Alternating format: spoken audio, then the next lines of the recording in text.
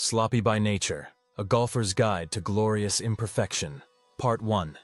The Tee Box of Truth, starting with chaos. Chapter 1. Grip it and flip it. If you ask most weekend golfers how to hold a golf club, you'll get a range of answers, all delivered with the smug confidence of men who own at least one swing aid that vibrates. Interlocking grip, one says. Overlap, says another. Reverse pistol prayer claw, says the one who should probably sit down. But I'll tell you how I gripped my club for years, like it had just insulted my mother and might run away if I didn't choke it into submission. There's something about the grip, this tiny, seemingly innocent handshake between you and the game, that turns grown men into control freaks. I've seen guys spend 12 minutes adjusting their thumbs. 12.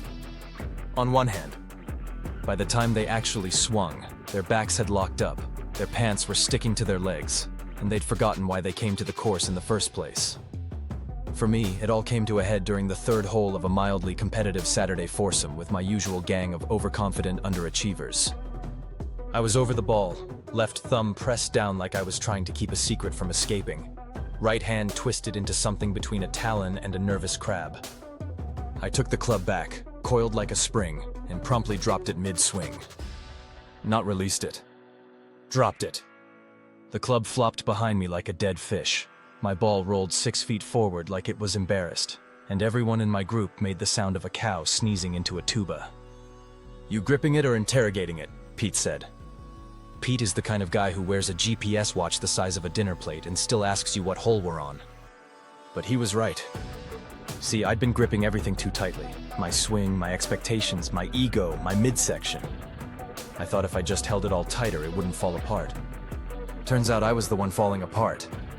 It wasn't just golf either. At work, I micromanaged projects into oblivion. In relationships, I turned thoughtful silence into imagined offense. I was gripping everything like a man trying to control the uncontrollable. Golf is beautiful because it exposes that nonsense quickly. You can't brute force grace. You can't clench your way to rhythm. And no matter how tightly you grip the club, you'll never squeeze out consistency like toothpaste from a tube. Believe me, I've tried. So I did something radical. I stopped caring about the perfect grip. Not in a lightly cradle the club like a butterfly's wing way, but in a forget the grip, just swing like you're throwing a frisbee to someone you like way. And wouldn't you know it, things got better. Not tour pro better. Not even respectable member of society better. But less crying on the front nine better. The tighter I had gripped the club, the more my game resembled hostage negotiations.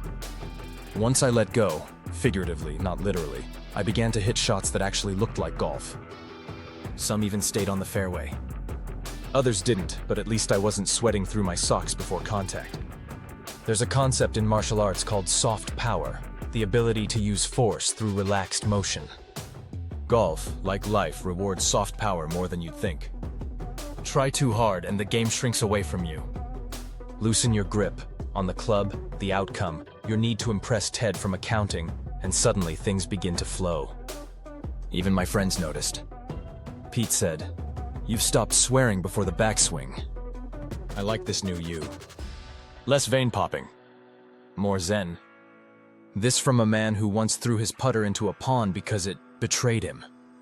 It wasn't that I started hitting bombs, but I stopped blowing up. My swing started feeling less like a tantrum and more like a conversation. I wasn't fighting the club. I was letting it talk. The more I relaxed my grip, the more I realized golf isn't about control. It's about cooperation with your body, the course, the elements, and the occasional duck crossing the fairway like it owns the place. When you loosen your grip, the game becomes fun again. And isn't that why we're out here? Not to dominate the course like a dictator with a divot, but to enjoy a walk, hit a few shots, and lie about them over sandwiches? The metaphor practically writes itself. What else are you gripping too tightly in life? Your job? Your kids? Your own narrative about how things are supposed to go? Let go. Just a little. Just enough to let movement in. I'm not saying you shouldn't care. Caring is fine. Caring is lovely. But gripping is fear pretending to be control. And fear makes lousy contact. So now, when someone asks me what grip I use, I say, whatever lets me breathe. Sometimes it's the interlock. Sometimes the baseball. Sometimes it's just fingers, hope, and a little muscle memory. The truth is, there's no perfect grip. Just the one that lets you swing without strangling the moment. So grip it. Then lighten up. And if your club flies into a bush, well, that's just another story for the 19th hole. The only thing worse than a bad shot is missing the laugh that follows it. And believe me, they're laughing with you. Probably. Chapter 2.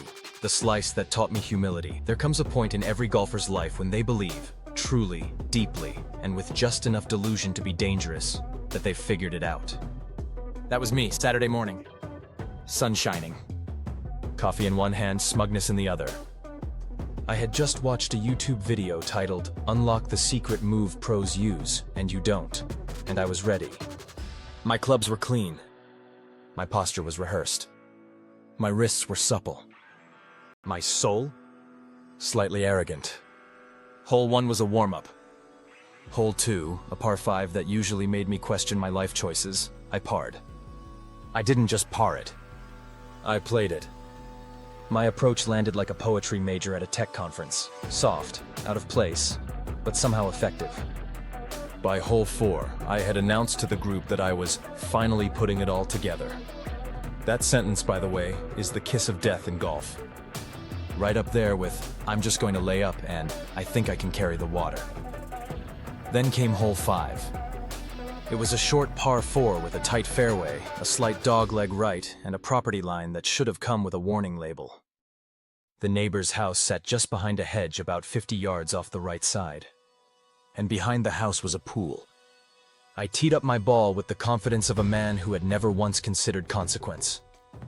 I rehearsed my new pro move, which, as it turns out, mostly involved over-rotating my shoulders like I was trying to see what was behind me in a horror movie. I swung. Now there are bad slices. There are embarrassing slices. And then there are biblical slices, the kind of slice that violates both physics and local ordinances. This was the latter. The ball left my club face with the elegance of a buttered eel shot out of a cannon, turned at a 70-degree angle midair, and screamed over the trees like it was late for a flight. It cleared the hedge. Then the fence. Then, God help us all, the neighbor's pool. Splash. We all heard it. The universal sound of a golf ball ruining someone's Saturday morning lap. There was silence. Then laughter. The kind of laughter that starts in the stomach, escapes the nose, and ends with someone coughing. I stared at my club like it had betrayed me. One minute I was on tour, the next I was trespassing. My friend Andy, the one with the putting stroke that looks like he's buttering toast with a jackhammer, turned to me and said, "You should go retrieve that. Might be the cleanest shot you make today." I wanted to disappear. I wanted to walk straight into the bunker, bury myself, and have my funeral on the green. But instead, I took a drop, triple bogeyed the hole, and made it through the rest of the round in a fog of humility and chlorinated shame. Later that afternoon, we went back to apologize. The neighbor was kind, in a way that made it worse. He held up the ball with a smile and said, "Titleist Pro V1, at least you've got expensive taste." That night, I replayed the moment in my head like it was a slow-motion car crash. But somewhere between the embarrassment and the beer, I felt something else. Relief. Because here's the thing, I was starting to believe my own myth. I was buying into the fantasy that a few good holes made me a good golfer. I was letting confidence curdle into arrogance. And nothing, and I mean nothing, will slap the ego off your face faster than launching a $5 golf ball into someone's backyard hot tub. Golf humbles you. Relentlessly. You can string together 6 great holes, and then duff a chip so badly it ends up behind you. You can make a birdie, then follow it with a snowman. You can think you're on the verge of a breakthrough, and the game will hand you a breakdown. And you know what? That's the point. Golf isn't about mastering anything. It's about accepting everything. Every flub, every lip out, every humiliating splashdown. The beauty of the game is not in perfection, it's in persistence. In coming back after a shot like that, teeing up again, and daring the ball to mock you one more time. That slice? It taught me more than any par ever did. It taught me that a good swing doesn't make you invincible. That humility isn't something you arrive at. It's something that finds you mid-slice in mid-air and leaves you a little smaller, a little wiser, and hopefully a little funnier. Since that day, I've stopped pretending I'm a good golfer. I'm not. I'm enthusiastic. I'm committed. I'm occasionally lucky. But good? That's a heavy crown to wear when you've got a tendency to shank short irons into water hazards shaped like garden ponds. And now, whenever I hear the sound of a splash off the tee, I smile. Somewhere, someone is being saved from their own ego. One ball at a time. So here's the takeaway. If you ever start thinking you've figured it all out, wait. Golf and life has a way of reminding you otherwise. Sometimes gently.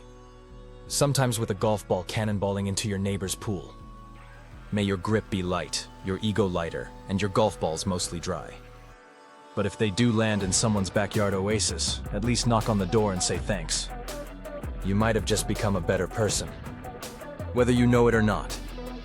Chapter 3. Par is a myth. Let me say something controversial right out of the gate. Par is a lie. There. I said it. It's made up. Fiction. A number on a plaque, invented by a stranger you've never met, who probably wears pleated khakis and owns a laser rangefinder with Bluetooth.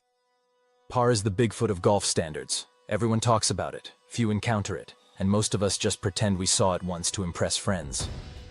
At its core, par is nothing more than a theoretical number assigned by a theoretical human who thinks you should be able to hit a theoretical drive, a theoretical approach shot, and 2 theoretical putts. All while not falling into a bunker, topping your second shot, or questioning your entire relationship with the game. In other words, par is what would happen if everything went right. Which is to say, it's utterly irrelevant to the way 99.9% of us play golf. Let me illustrate with a personal horror story disguised as a round of golf. A few years ago, I played a course that boasted USGA championship level difficulty, which in real-world terms means everything is harder than it looks, and most of the holes are personal insults disguised as landscaping. I stood on the tee box of a par 4 that measured 465 yards, uphill, with a fairway narrower than most driveways, and rough that looked like it had been fertilized with resentment. According to the scorecard, par was 4. According to my ball, which barely cleared the forward tees before veering into the undergrowth like it had a death wish, par was a bedtime story. A comforting fiction. A carrot dangled before the donkey of my ego. I carded an 8.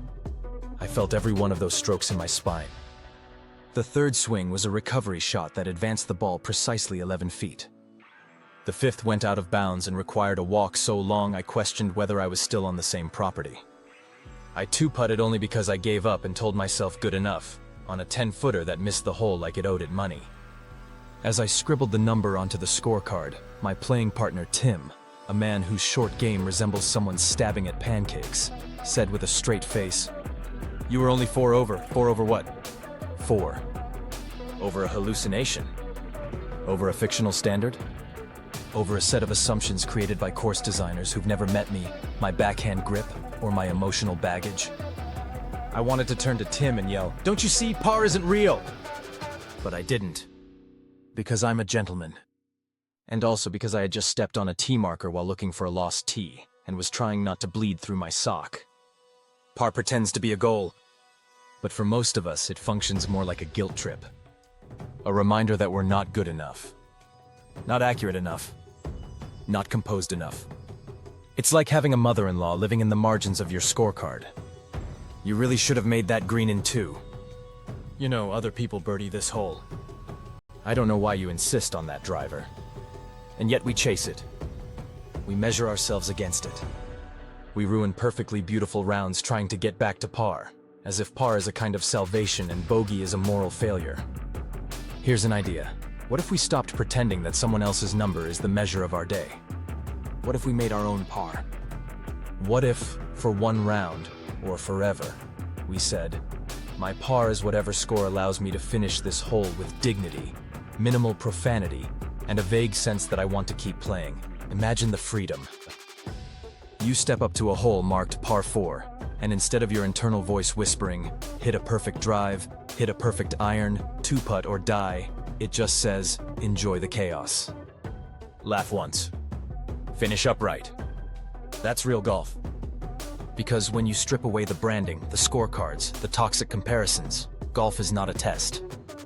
It's a game. And games are supposed to be fun, not mathematical acts of self-judgment. Now I know what the purists will say. But par gives the game structure. So does prison. But without par, how do you know if you're improving? Easy. Ask your golf buddies. If they're laughing with you more than at you, you're improving. To be clear, I'm not against the idea of benchmarks. I'm against the tyranny of them. There's a difference between using par as a rough guideline and treating it like a divine commandment handed down from Mount Augusta. I've seen people birdie a hole and still frown walking off the green because they missed an eagle putt. Meanwhile, I once triple bogeyed a hole, sank a 30-footer to do it, and celebrated like I'd just won the Masters with my pants on backwards. Perspective is everything. So what's your par? Is it completing 18 holes without breaking a club? Is it remembering to stretch before you swing so you don't pull a hamstring on hole 3 like last time? Is it not comparing yourself to Chad, the guy with the swing like a silk ribbon and the personality of a sad Labrador? Good. That's your par. Own it. Because the truth is, the only real par that matters is the one between you and the course. And maybe the one between you and your sanity. Or your chiropractor. Let the rest go. Play the game. Write the number. Enjoy the walk. Ignore the plaque. Par is a myth. But joy? Joy is real. And it doesn't care how many strokes it took you to find it.